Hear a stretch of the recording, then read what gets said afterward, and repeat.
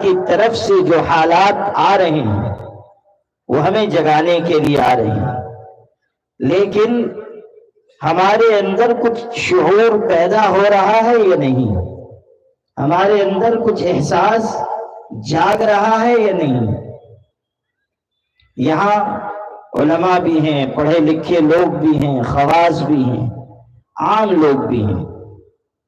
ہم شروع کریں یہاں سے کہ جو ہمارا خواص کا طبقہ ہے، کیا ان حالات کے پیش نظر ان کے اندر یہ شعور آ رہا ہے کہ ملت اسلامیہ کی سربلندی کے لیے انہیں کس طرح محنت کرنی ہے، کس طرح اپنی توانائیاں ان کو لگانی ہے؟ قرآن مجید کی ایک آیت میں آپ کو سناتا ہوں۔ اللہ تعالیٰ کا ارشاد ہے، اذا اردنا ان نهلك قرية امرنا مترفيها ففسقوا فيها فحق عليها القول فدمرناها تدمیرا۔ ارشاد فرمایا کہ جب ہم کسی بستی کو ہلاک کرنا چاہتے ہیں تو وہاں خوشحال لوگوں کی، مالداروں کی، پیسے والوں کی، عزت اور منصب والوں کی کثرت کر دیتے ہیں۔ پھر یہ ہوتا ہے کہ وہ گناہ کے راستے پر چل پڑتے ہیں، بے حیائی، عیاشی، نافرمانی، سرکشی۔ اس کا نتیجہ یہ نکلتا ہے کہ فحق علیہ القول، ہماری بات ثابت ہو جاتی ہے اور پھر ہم اس پوری بستی کو تباہ و برباد کر دیتے ہیں۔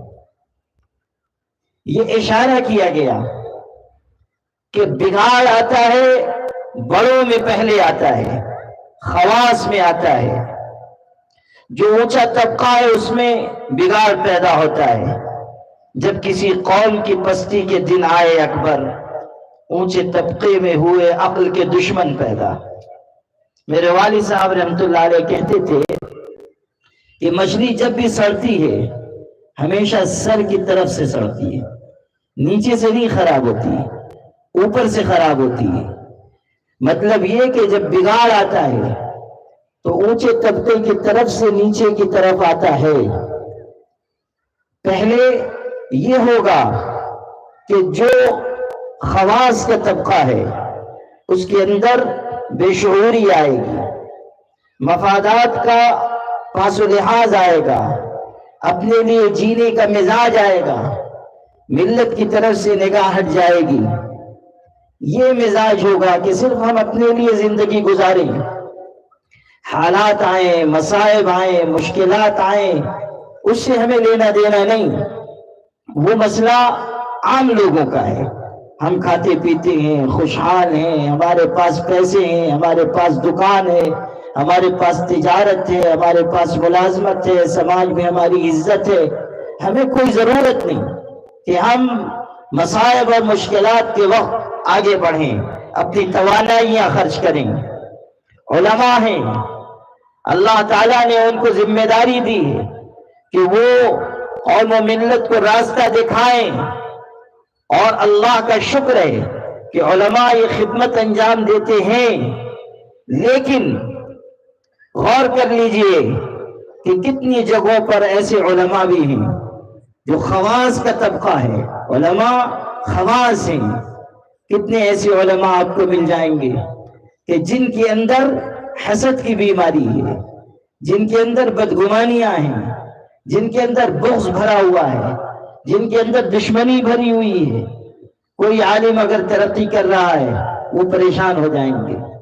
والد صاحب فرماتے تھے کلہاڑی میں جو لکڑی کا دستہ نہ ہوتا تو لکڑی کے کٹنے کا رستہ نہ ہوتا۔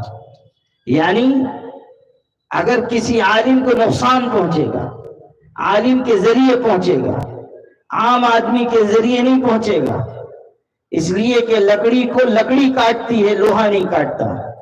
جب تک لکڑی کی پشت پناہی حاصل نہ ہو لوہا لکڑی کو نہیں کاٹ سکتا۔ ہمیں غور کرنا ہوگا کہ جو خواص کا طبقہ ہے وہ اپنی ذمہ داری کو کتنا انجام دے رہا ہے۔ علماء کس قدر حالات پر نگاہ رکھنے والے ہیں، معاملات کو سمجھنے والے ہیں، اس کے مطابق رہبری کرنے والے